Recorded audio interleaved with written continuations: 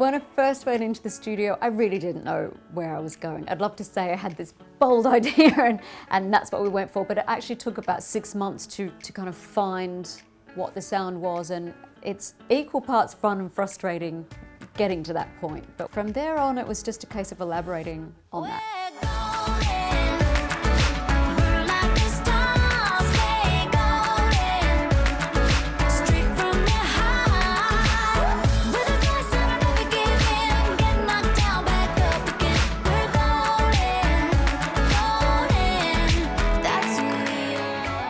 So I had 2 weeks in Nashville and more or less had one host for each week. Both incredible English songwriters. Steve McEwen, who's based in New York and Nashville, and Amy Wadge, who's based in the UK and Nashville. So what was perfect about working with them is they were like a bridge for me between London and Nashville. And they were completely aware of my entire repertoire. And they're just so good. I don't know if they realize, but they actually just taught me a lot about songwriting just being with them.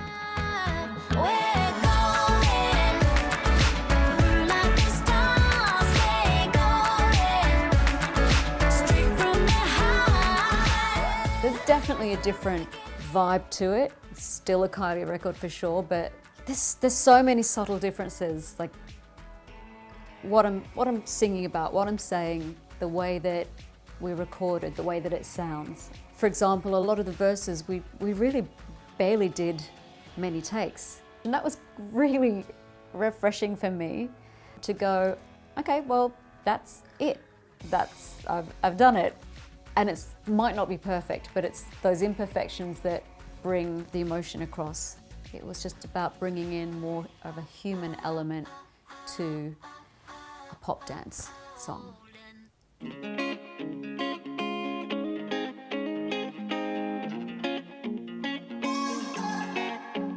To write more personal lyrics and tell a few of stories that really were my stories at the time was really rewarding.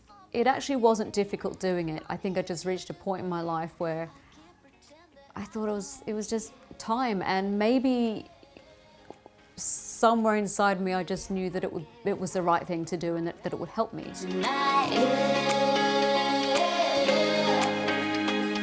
Caution, caution, never lies. Still can't get you off my mind. I think the studio, by default, has to be kind of a safe place for you to do anything. Even if you're not writing personal lyrics, you've got to kind of dare to make a fool of yourself, to try something new, and it might turn out spectacularly wrong, but if you don't try, you'll never know. So it felt really, really cathartic initially, and once I'd kind of got the initial stuff out of my system, then we were able to refine it, and I really loved it. I just wanted everything that I sang to feel and to be authentic, so to be believable. So they were either real stories or stories based on real emotion.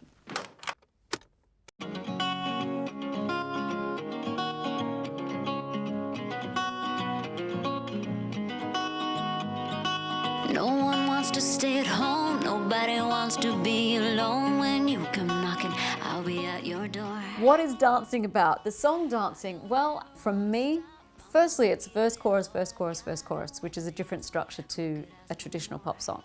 So I look at it in 3 parts and almost look at it as 3 parts of life. Not a beginning, middle, and end, but kind of. The first verse is, if you want to go a bit deep, it's about, none of us do want to be alone. My greatest fear is loneliness. So it's just a very human thought about wanting to connect with people.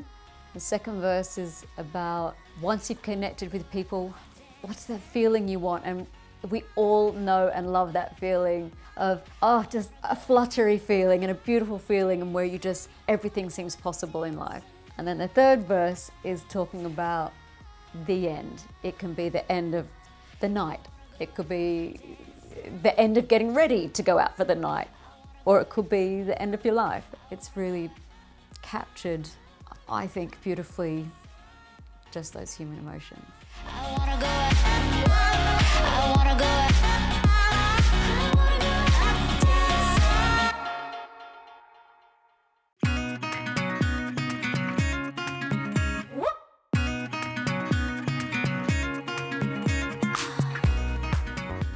the album artwork, I worked with Simon Emmett, who ironically I first worked with just over 20 years ago. In our first session we did, I was wearing a cowboy hat.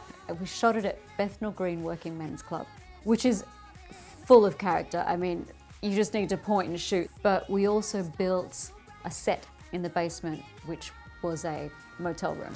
Had a lot of fun. Obviously, I work with Simon really easily. Everyone did a great job in creating images that I think really work in tandem with the sound of the album.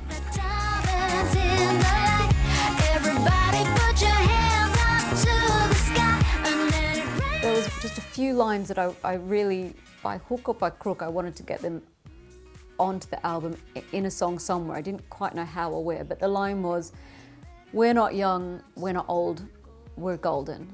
And so that is morphed slightly to fit into the song Golden. But what I meant by that and what I felt with those words was, we just are who we are at any point in time. We can't be younger, we can't be older. All we can really do is try and shine and be strong and resilient and malleable and all the kind of things that gold represents wherever we are in our lives. So we managed to write a song called Golden, and then it seemed like the perfect title for the album. Plus, it's released in my 50th year. There was no other, it had to be golden all the way.